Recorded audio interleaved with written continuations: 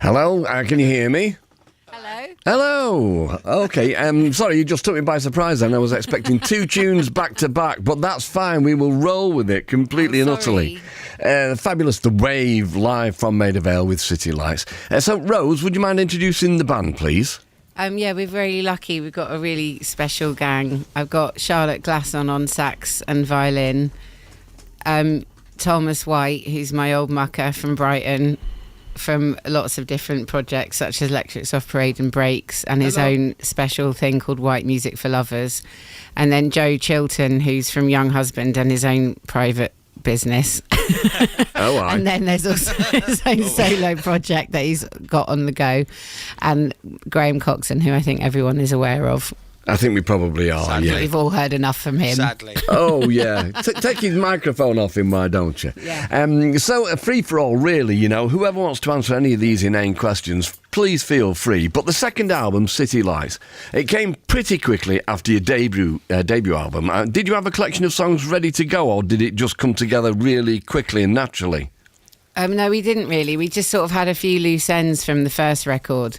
But we had a baby in between the first one and the second one, and I think we were sort of in a state of like sleep-deprived psychosis, which kind of drove us forward to of make some more music in a way, because it was sort of desperate times. So we just sort of cranked on with it in a way, because we really needed it. Right, okay. I mean, I did see you playing at the Band on the Wall on your last tour, and you'd taken little Eliza May out on the road with you. Now, how did that pan out for you? It was bloody hard work. Yeah. I mean, I'm hoping it's easier now because we can sort of leave her behind. But at that time, I was breastfeeding, so there wasn't really any way around it. But my long-suffering mum has sort of kind of facilitated all of that stuff. But it's never going to be a walk in the park, that kind of thing. It's quite funny going back to the hotel room and it's been readily trashed by a 1-year-old. Well, this is funny because I had written down, you know, about you're both veterans of touring, particularly you, Graham. So your days of throwing TVs out of hotel room windows are behind you, but it's the baby that's doing it now. Yeah. I never used to do that sort of thing. No, I know. I did wreck a phone in America because I couldn't work out how to call England on it. Well, that's frustration, isn't it? Yeah, that was just frustration. And I was sort of 22. That's fair enough, absolutely. Yeah. But, it is great. I mean, she's still doing it. She does it with our front room. Well, there you go. I mean, start as you mean to go on. Yeah, the spirit's in her, sadly. Yeah, well, it's a good thing, believe you me. And so there is a little bit more going on in this record. It's a bit more complicated and involved than your first. And the press release even name drops Cabaret Voltaire, the legendary Sheffield electronic band. Did you have anything to do with that reference, or is that somebody else's creation? I think that was something to do with me. Right. I think it was something to do with toning down the masculinity of a distorted guitar. Right. With modulation to make it somewhat a comfortable place for either male or female voice. Right, okay. And so, I mean, but you listening to that, do you go back to that stuff, kind of? I mean, I would say post-punk with Cabaret Voltaire. I think they formed in about 1973, actually. Yeah. But is that kind of music from that era on your radar at the moment? It always has been. Right. I always just rotate around the stuff I know.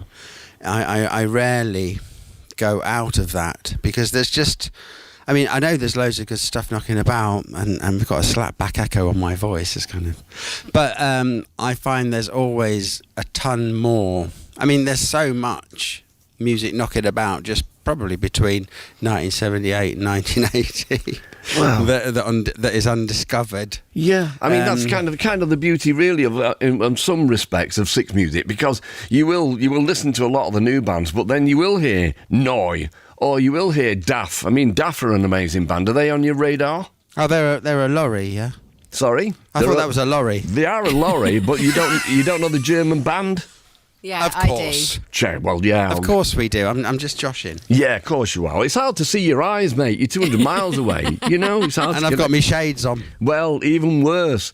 And so, I did enjoy the live show very much indeed. Thank you. And as you say, your band is just a crack squad, really. So great. They flipping are. They flipping are. But it was great to see you playing saxophone as well. And I mean, obviously you've got Charlotte on there, who is just wonderful. But you had it racked up there in front of you. And was that kind of a great release for you? Because I mean, you can play it brilliantly, but you've not really done quite so much with Blur, have you? Well, I don't know about brilliantly, but it's a mad old contraption, the saxophone, and it's the only thing I was taught to play Right. since the age of 11. But you have to deal with things like very thinly shaved pieces of wood called reeds, you know, and all of that sort of stuff. You really got to keep an eye on it, and sticky pads.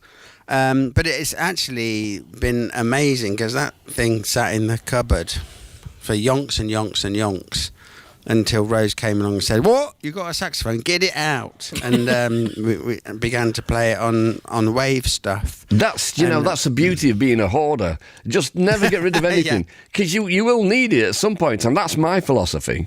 Well, I agree. That's why I have a house full of junk. The hoarding vibe is strong in Graham, that's for sure. We're bonding over hoarding. But I can tell you, I bought a saxophone in the mid-'80s. Yep. And I never had any lessons whatsoever. And I can't even play the guitar properly. And I learnt the solo from David Bowie's version of Sorrow.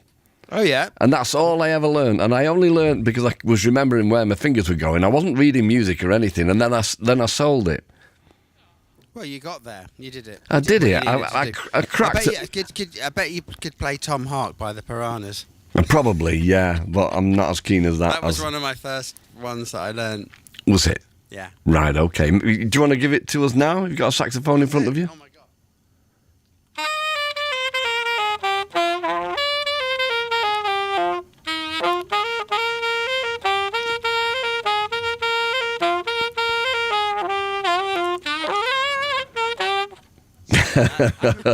That was a jazz version.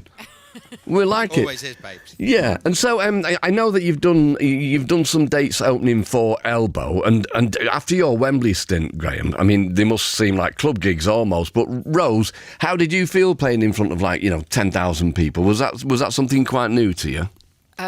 Well, no, I've done that before in my long, varied career. Is that with Mark Ronson? Yeah, with that silly old bastard. But sorry, I swore. I promised I wouldn't.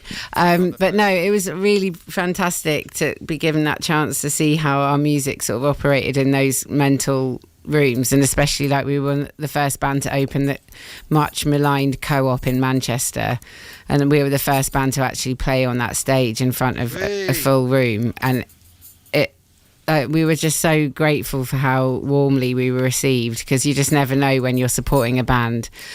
And Elbow was such a lovely bunch to tour with, and they were so warm and friendly, and the whole thing was just a real joy. Yeah, I can imagine. I know those guys so well, obviously. And so have you got any dates lined up in the future? Because I couldn't find any. Well, I'm not Sherlock Holmes. Well, we're playing at Village Underground next Tuesday on the 29th in Shoreditch, and then we've just announced a show at Coco in March.